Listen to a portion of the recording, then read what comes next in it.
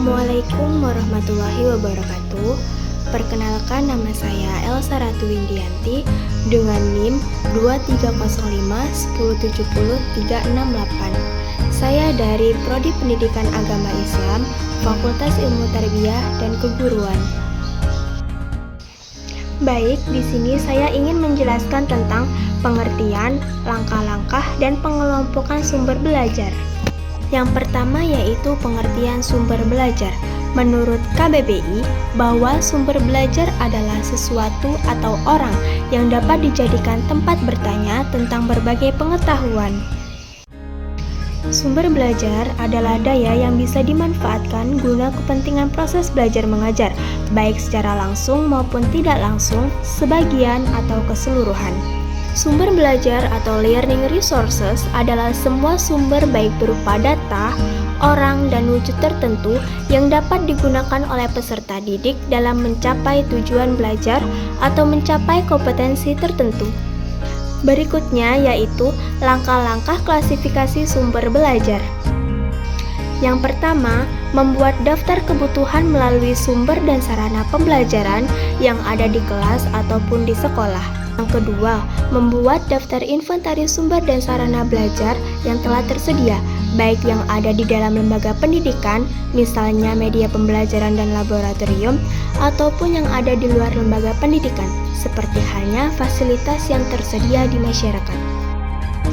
Yang ketiga, penggolongan ketersediaan alat, bahan, atau sumber belajar tersebut.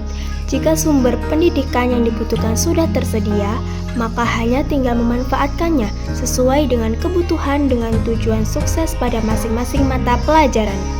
Selanjutnya yaitu pengelompokan sumber belajar.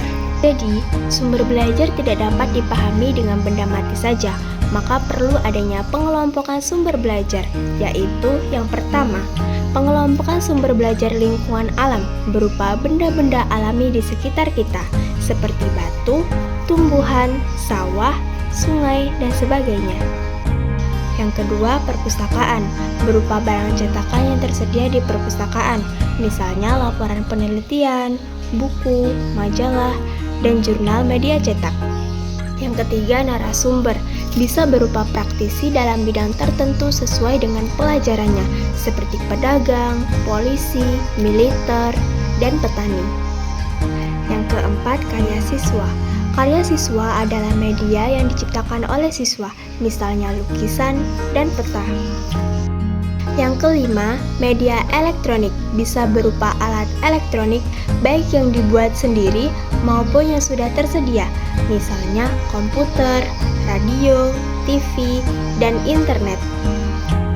Jadi bisa kita simpulkan bahwa sumber belajar atau learning resources adalah semua sumber baik berupa data, orang, dan wujud tertentu yang dapat digunakan oleh peserta didik dalam mencapai tujuan belajar atau mencapai kompetensi tertentu.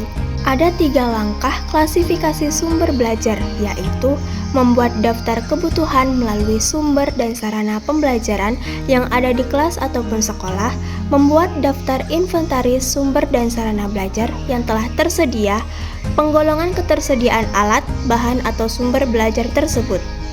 Pengelompokan sumber belajar, yaitu pengelompokan sumber belajar lingkungan alam berupa benda-benda alami di sekitar kita, seperti batu, tumbuhan, sawah, sungai, dan sebagainya. Lalu, perpustakaan, narasumber, karya siswa, dan media elektronik. Baik, inilah yang bisa saya sampaikan. Saya akhiri. Wassalamualaikum warahmatullahi wabarakatuh.